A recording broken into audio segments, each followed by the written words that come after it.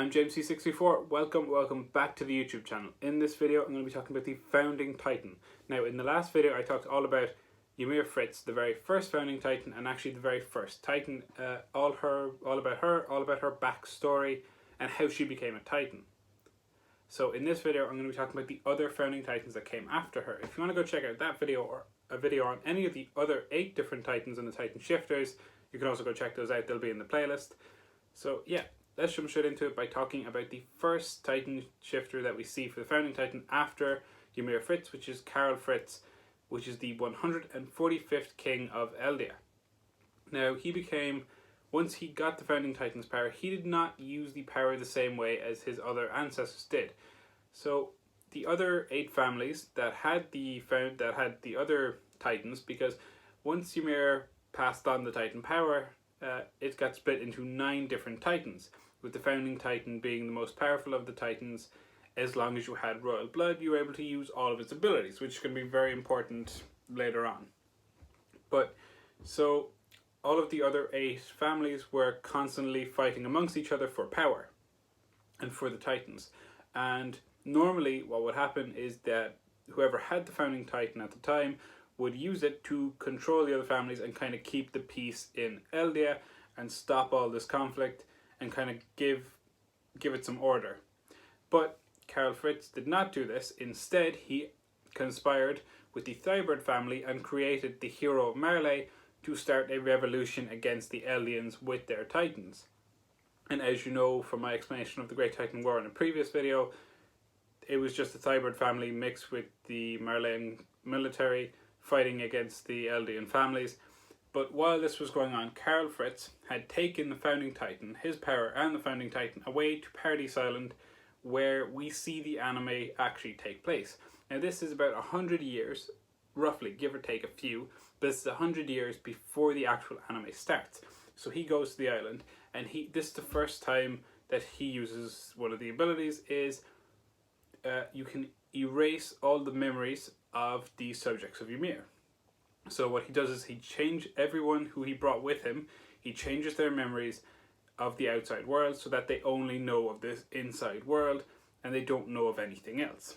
Now, that's actually the second ability he used, because technically the first ability he used was turning so you can turn people, subjects of Ymir specifically. It won't work on anyone who's not a subject of Ymir, but you can turn subjects of Ymir into pure Titans using the founding Titan's power, and you can do this with exact precision. You can make them exactly what you want to make them.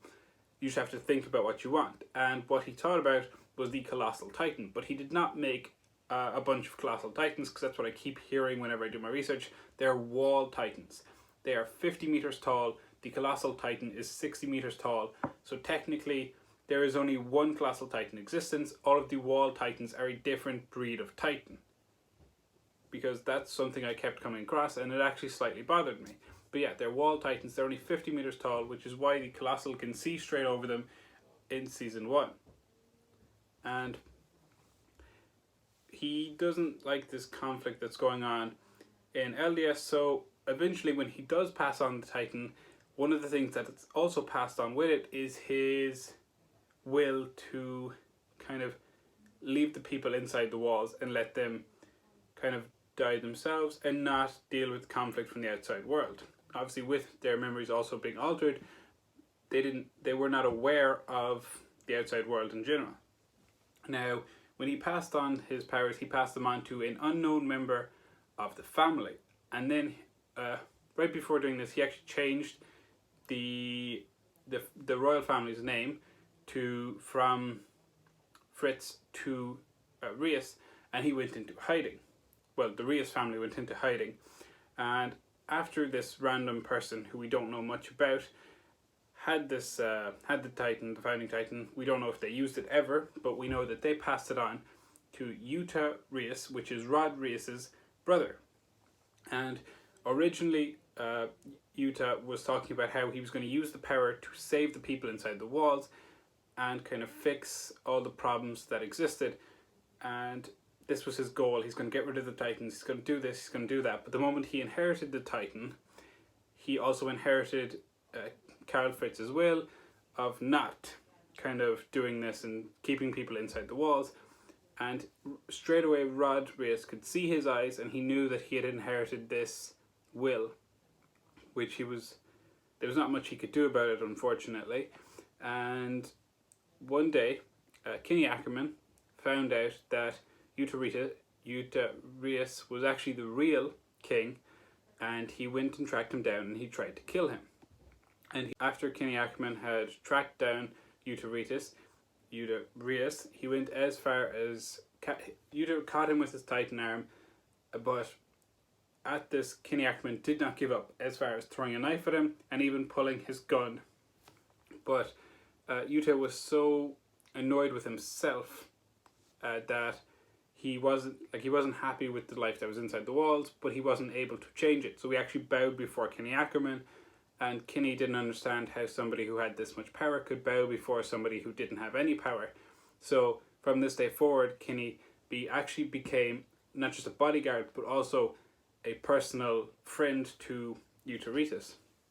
Now, he's actually a perfect example of the Curse of Ymir affecting people differently, because he is about 30 years old when this is his 13-year stint. When this is over, this is what he looks like. He has grey hair, he has all these wrinkles, but yet he's only in his mid-30s, no, not even mid-30s, so he's only just hitting 30 years old, and yet he looks like he's 90-something. Whereas somebody like Grisha Yeager didn't really change much in appearance. Now, he also didn't have... No, he did have the founding Titan, but he didn't change much in his 13-year stint. Same with Aaron or Annie, Reiner. A lot of them didn't change. They just kind of aged naturally. Whereas obviously this is a great example of how it can affect somebody compared to just the normal aging and then just die early. Next, we're going to move on to Frita Reis, which is Rod Reis' daughter and the person who inherited the Titan from Yuta Reis. Now, she once again didn't do much with the Titan. She had originally planned to help out the people inside the walls. She originally planned to help out the subjects of Ymir and the people inside the walls, but once again, the will of the first king, well, that's what he's been called in reference to having the founding Titan, and also because he was the first king of the walled area, or Paradise Island, but basically his will stops anyone.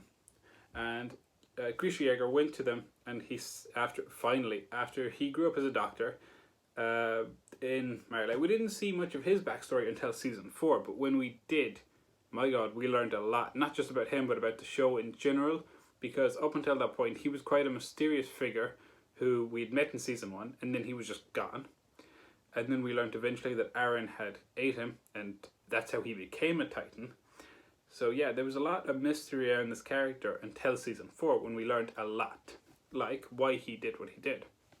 But basically, when he was a doctor for a long time. Then he finally tracked down the royal family, the real royal family, and he gained the entrance to the church. Like, he figured out where the church was. He got in. He pleaded with Frita to use the power to help people. And then when she originally actually agreed, she was with them for a second, saying yes, but then she changed instantly, and the first king's will took over, and she was no longer on their side. So Grisha then explained the powers of his Titan and what it can do, and well, it led to them having a fight.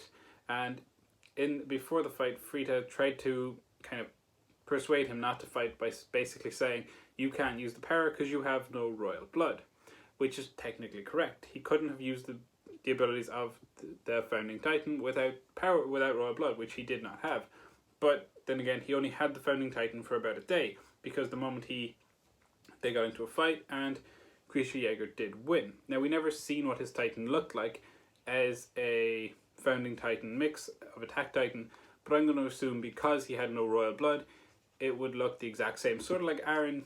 Aaron didn't have any discerning features of the founding Titan until later on, which I'm going to actually get into now, because obviously Aaron Yeager is the next person who had the founding Titan after Grisha Yeager. And Grisha Yeager actually had Aaron while he was searching for the Founding Titan's power and trying to get it back to Eldia and kind of help everyone there. But once Aaron had the power, no one really knew he had it for a long time. The first time he used it was when he touched Dinah Fritz's hand and he caused a bunch of Pure Titans to attack her, Berthold, and Reiner, which was really, really cool moment in the anime. But that's what happened. That's the first time he used the power, and this showed people back in Marley. Well, didn't show them because they didn't see it, but when this was reported back to Marley, they realized that he was a threat to the world, and they were kind of uniting to go after him. And then eventually, we see. So time skips on, and this is spoilers now. So this will be spoilers until the end of the show kind of comes out. There will be spoilers about what his Titan looks like. But basically, as you know, Aaron kind of got his head shot off. He went to the coordinate area.